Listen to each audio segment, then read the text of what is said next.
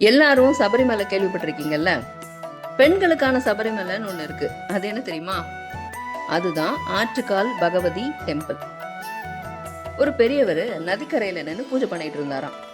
அப்போ ஒரு சின்ன பொண்ணு, ரொம்ப அழகான பொண்ணு அங்க வந்து என்ன இந்த ஆற்றை கடக்க ஹெல்ப் பண்ணுங்கன்னு கேக்குது. அவரும் ஆற்றை மட்டும் கடக்கி விடாம தன்னோட வீட்டுக்கும் கொண்டு போறாரு அந்த பொண்ணை.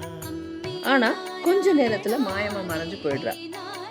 அன்னைக்கு நைட்டு அவரோட கனவுல அந்த பொண்ணு தெய்வமா மாறி எனக்கு ஒரு கோவில் கட்டின்னு சொல்றா.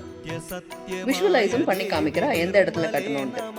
அப்படி மறுநாளே அங்க போய் பார்த்து கோவில் கட்ட ஸ்டார்ட் பண்றாரு அந்த பெரியவர். நாளடைவில் அது பெரிய சக்தி வாய்ந்த கோவிலாவும் மாறிடுச்சு. கண்ணகி மதுரையை எரிச்சிட்டு கன்னியாகுமரி வழியா கொடுங்கல்லூர் போகும்போது இந்த கோவில ரெஸ்ட் எடுத்தாங்களாம். அப்போ அங்க இருந்த பெண்கள் அவளை வரவேற்று பொங்கல் செஞ்சு கொடுத்தாங்களாம்.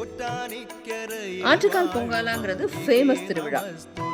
சுமார் 5 கிலோமீட்டர் தூரத்துக்கு ரவுண்டு கட்டி பெண் பக்தர்கள் பொங்கல் செய்வாங்களாம். சும்மா கோவில் மட்டும் போகாம இந்த மாதிரி ஹிஸ்டரி தெரிஞ்சுக்கிட்டு போனா நல்லாதான் இருக்கு இல்ல.